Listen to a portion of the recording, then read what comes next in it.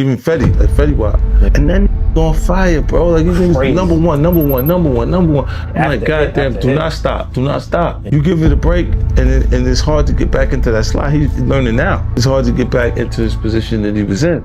His voice is still good, like the music, but still not getting to the position the other records was getting into that position on. But our culture is out with the old and with the new.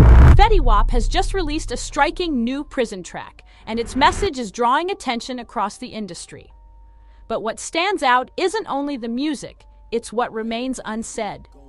Between the lyrics, there's a coded warning, a suggestion of sabotage that echoes far beyond the prison walls. When paired with the recent attack on Tory Lanez, the signs start forming a pattern too deliberate to ignore. Fetty Wap, incarcerated since 2022, is now making headlines again. Not with controversy, but with creativity. His new track marks his first official move in years, and insiders say it's more than just a comeback. He's reportedly aiming for a presidential pardon by Christmas 2025. That ambition is bold, but it's the timing that raises eyebrows. While Fetty works to rebuild his image from behind bars, Tory Lanez was violently stabbed 14 times by another inmate with an extensive record. The incident doesn't look random. In fact, it's triggering deeper questions about what's really happening behind closed doors. From Fetty's prison interview with XXL to the eerie silence from industry leaders who once supported Tory, the clues are stacking up. This story dives into the unspoken rules of prison politics, hidden rivalries, possible industry suppression, and the coded warnings buried in lyrics that sound like confessions. Indictment just unsealed late this morning. As you mentioned, the arraignment will be held this afternoon via teleconference. He was arrested yesterday at Citi Field. It was during a music festival in the afternoon before he performed. He's one of 6 indicted for conspiracy to distribute more than 100 kilograms of controlled substances on Long Island and in New Jersey. And those arrested also include a New Jersey correction officer.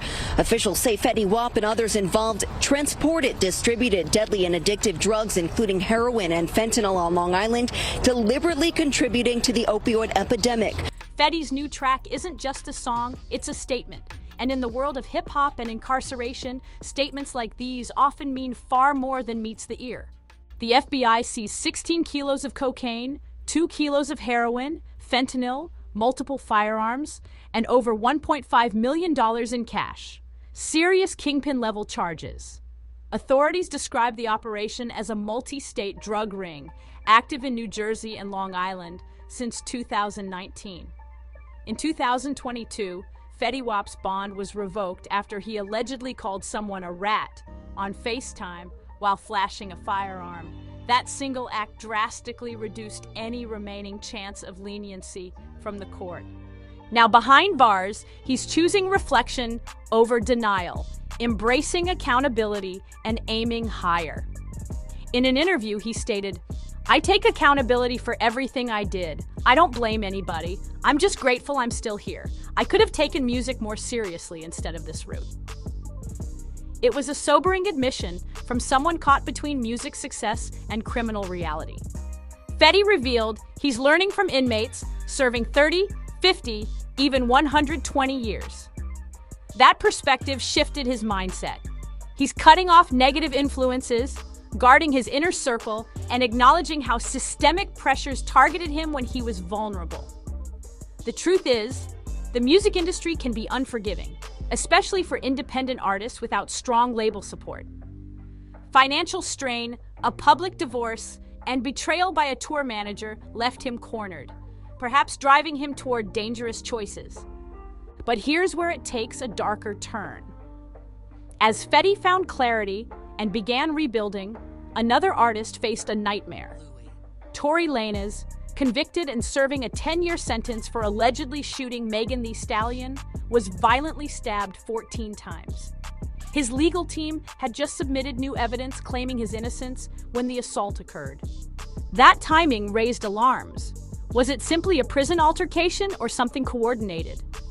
Tory was attacked at California Correctional Institution in Tehachapi by Santino Casio, a 42-year-old inmate serving life with multiple previous assaults using deadly weapons. With everything unfolding so quickly, the stabbing felt less like coincidence and more like a strategic silencing. Here's what's confirmed. Santino Casio has been incarcerated since 2004.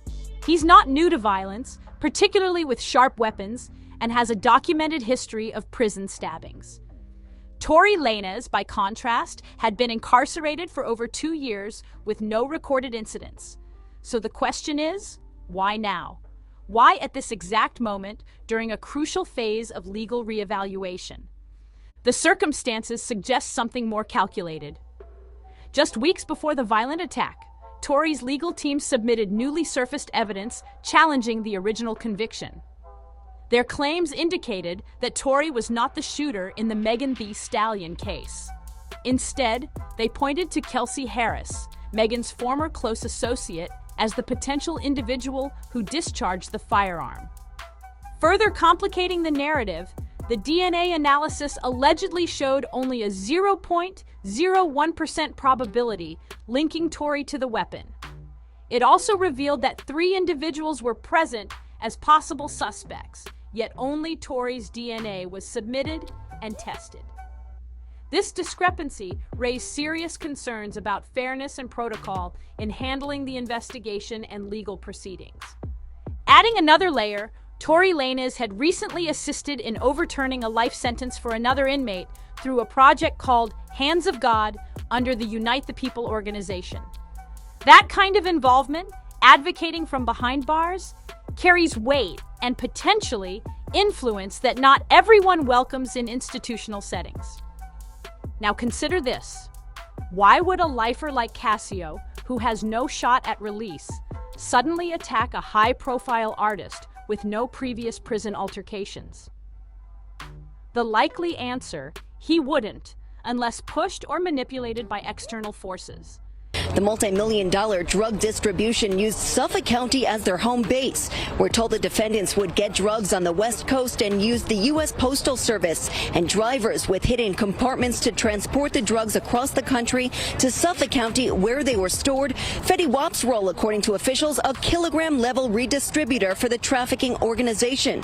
As part of the investigation, approximately $1.5 million in cash, cocaine, heroin, fentanyl pills, handguns, pistols, and ammo were recovered. This is in Fetty Wap's first run-in with the law. The 30-year-old, whose real name is William Jr. Maxwell II, faced 3 counts of battery after allegedly assaulting employees at a hotel. It points toward orchestration, not impulse. And then came the silence. After Tory was stabbed 14 times, the industry, normally quick to react, went completely quiet. No public statements, no outpouring of support. None of the same celebrities who rallied with messages of protect black women when the initial Megan incident surfaced had anything to say. The silence was not neutral. It spoke volumes. Tory Lanez wasn't just a controversial figure.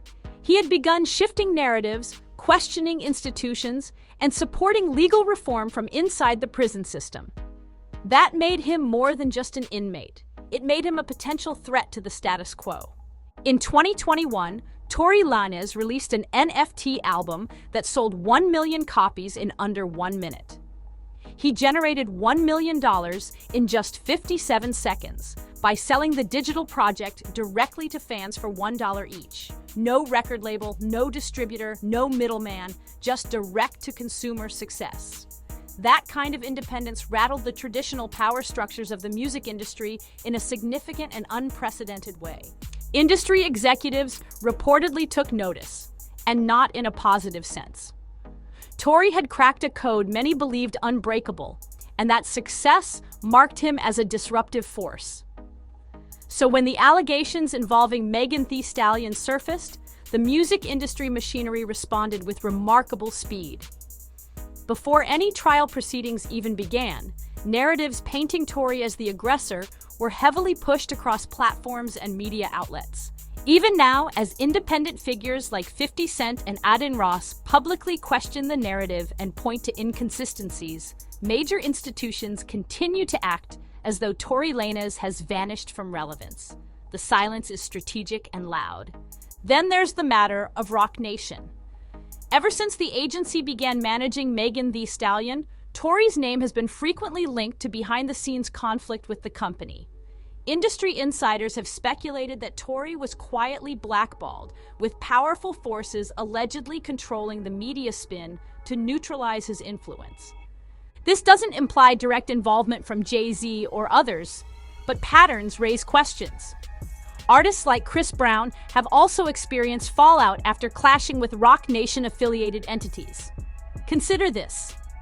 Tory Lanez and DDG released a track several months ago that reportedly included veiled criticisms aimed at industry powerhouses.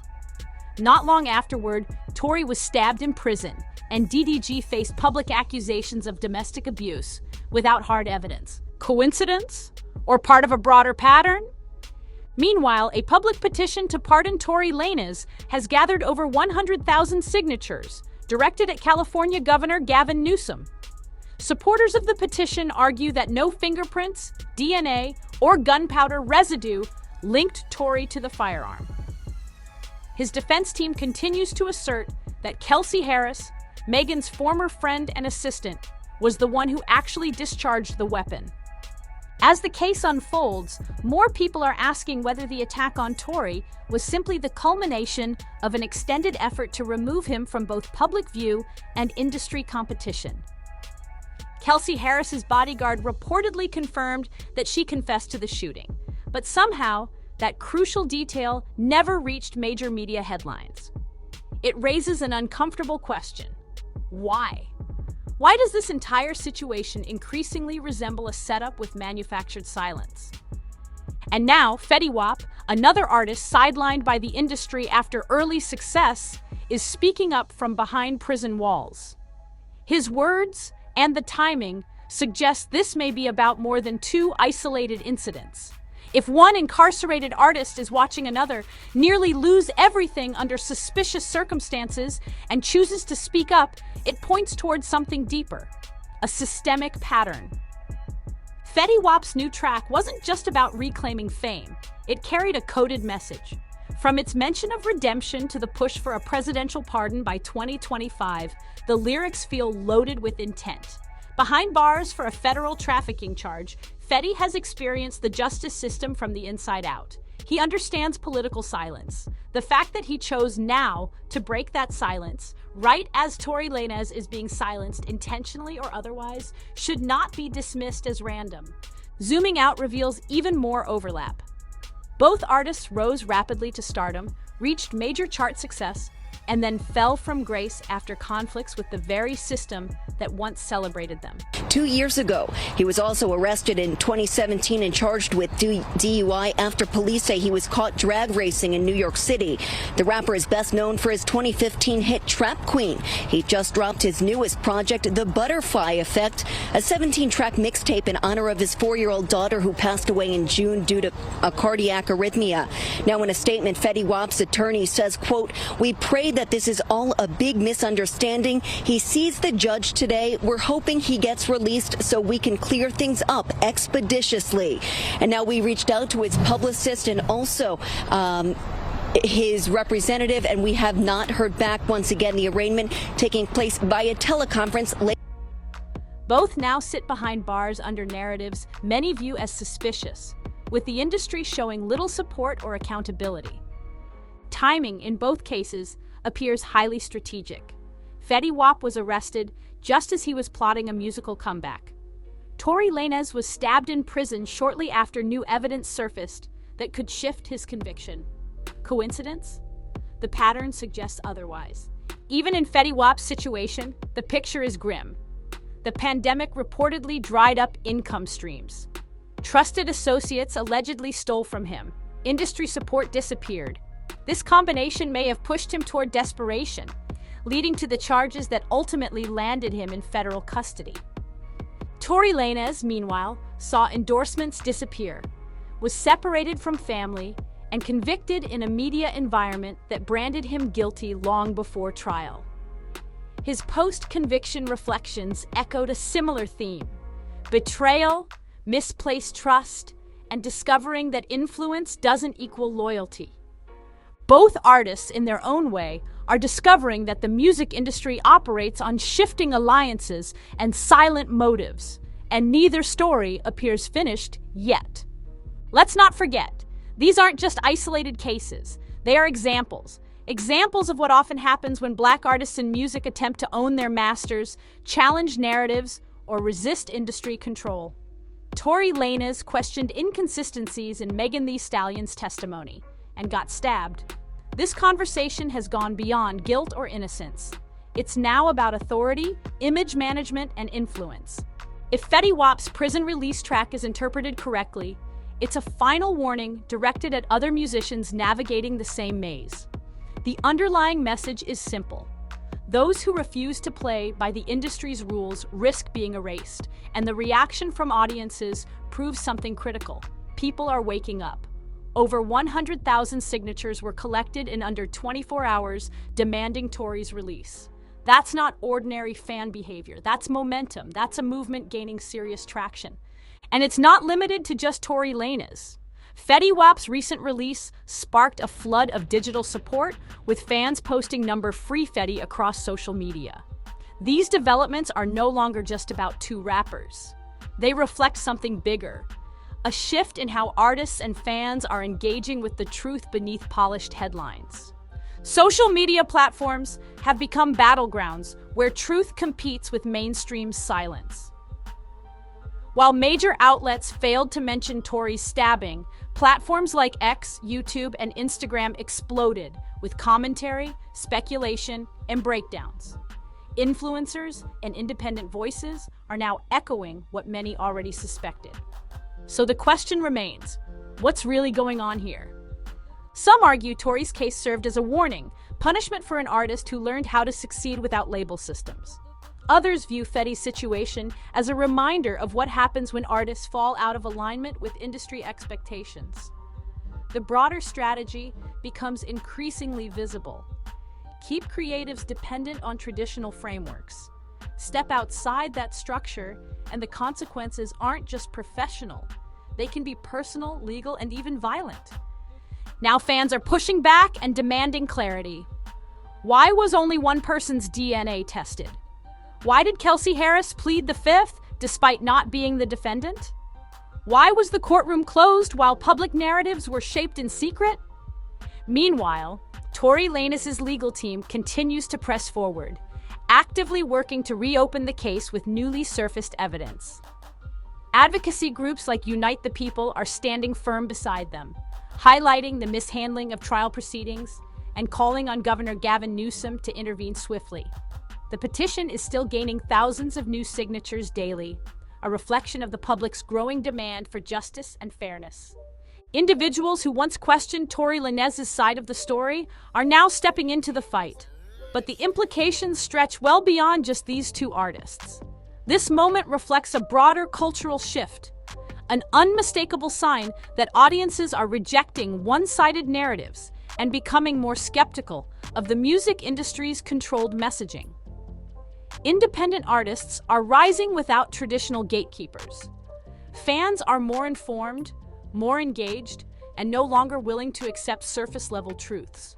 What's unfolding here isn't just about two cases. It's about reclaiming power, redefining success, and challenging how high-profile trials involving Black men are presented and prosecuted. This could mark the early stages of real accountability.